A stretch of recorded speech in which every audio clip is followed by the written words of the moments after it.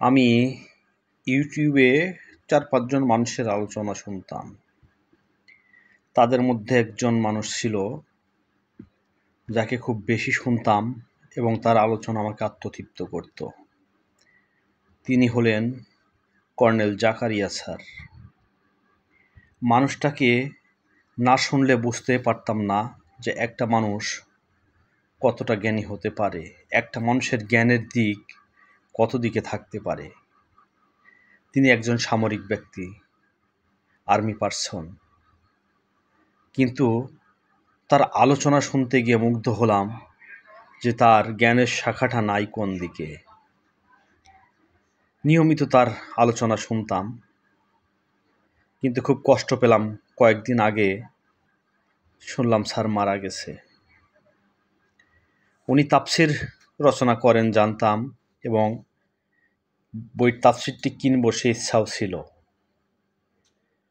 কিন্তু কিনবো করে আর কেনা হয় নাই ওনার জীবন দশায়।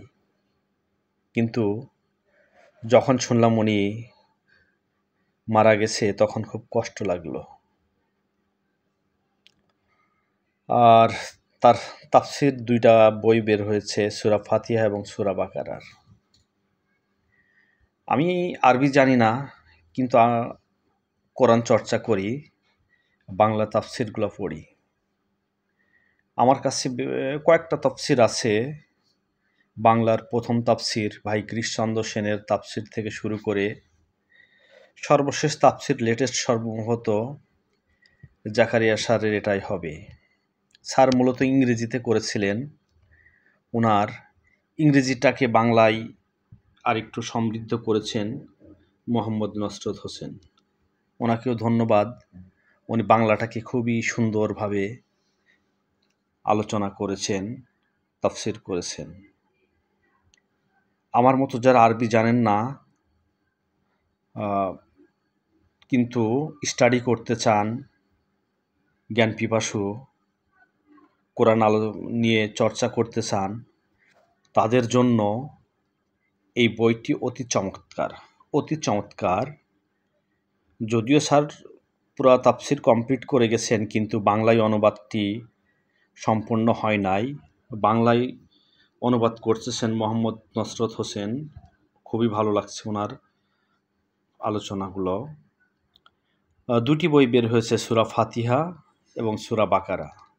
এবং আমি প্রকাশকের অনলাইনে কথা বললাম, সূরা আল ইমরান প্রক্রিয়াধীন আছে, চলতেছে। বইটি সামনে আসলেই জাকারিয়া স্যারের কথা মনে পড়ে যায়, খুব কষ্ট লাগে। যদিও স্যারের সাথে কখনো সাক্ষাৎ হয় নাই, সাক্ষাতের ইচ্ছা ছিল। ওনার একজন পরিচিত লোকের কাছে আমার আবদারটাও জানিয়েছিলাম যে স্যারের সাথে আমি একটু সাক্ষাৎ করব, আমাকে সময় নিয়ে দেন একদিন। উনিও বলল যে ঠিক আছে ভাই, স্যারের সাথে সাক্ষাৎ হলে আমি বলবো আপনার কথা। কিন্তু আমার এই খবরটি পৌঁছানোর আগেই স্যার পৃথিবী থেকে বিদায় নিলেন। আমার আফসোসটা রয়ে গেল। স্যারের জীবন দশায় আর আমার তার সাথে সাক্ষাৎ হলো না। তার আলোচনা শুনতাম। আলোচনা শুনলে কোরআনের যে বিষয়গুলো ছিল, আমরা অনেক সময় অনেকের আলোচনায় বিভ্রান্তি হই, কিন্তু ওনার একমাত্র ব্যক্তি যার আলোচনায় আপনাকে বিভ্রান্তি করবে না। ওনার আলোচনা কখনো বিভ্রান্তি করবে না, কারণ উনি বৈজ্ঞানিকভাবে তাফসিরটি করেছেন, যার সাথে বাস্তবতার মিল আছে, বিজ্ঞানের মিল আছে, এবং ঐশ্বরিকভাবে যেটার অর্থ প্রকাশ করে কোরআন, উনি সেটাই ফুটিয়ে তুলেছেন। ওনার বই নিয়ে আলোচনা করার মতো কোনো যোগ্যতা নাই। আমি জাস্ট স্যারের প্রতি আমার শ্রদ্ধা, ভালোবাসা রেখে বইটা নিয়ে সামনে বসেছি। কিন্তু স্যারকে খুব মিস করতেছি। আমার এমন রাত গেছে, ১২টা, ১টা, ১:৩০ বেজে গেছে, কিন্তু ওনার আলোচনা শুনতেছি। উনি একটি জ্ঞানের ভাণ্ডার ছিল। অবাক লাগে যে একজন সামরিক ব্যক্তি তার জ্ঞানের শাখা প্রশাখা এতটা বিস্তৃত হতে পারে। ওনার ইতিহাসের জ্ঞান ছিল যেমন, ভৌগোলিক জ্ঞান, কোরআনের জ্ঞান তো তার আছে, এটা তার জলজান্ত প্রমাণ, কারণ উনি কোরআনের সর্বাধুনিক তাফসির করে গেছেন। এই একবিংশ শতাব্দীতে ওনার থেকে আর সুন্দর তাফসির আমি দেখি না। আর যদিও আমি আরবি জানি না, আমি কয়েকটা তাফসির সংগ্রহ করেছি এবং চর্চা করতেছি।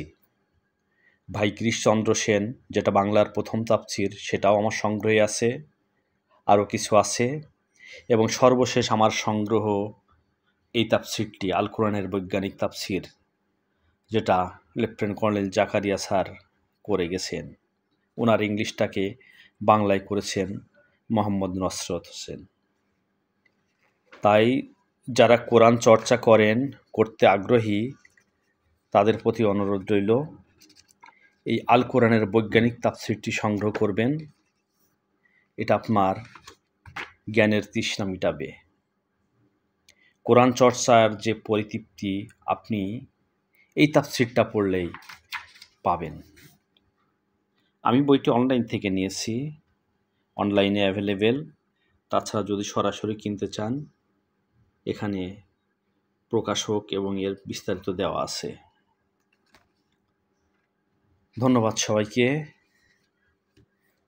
চেষ্টা করবেন সময় পেলে, অবসর পেলে একটু কোরআন নিয়ে চর্চা করার। আসসালামু আলাইকুম।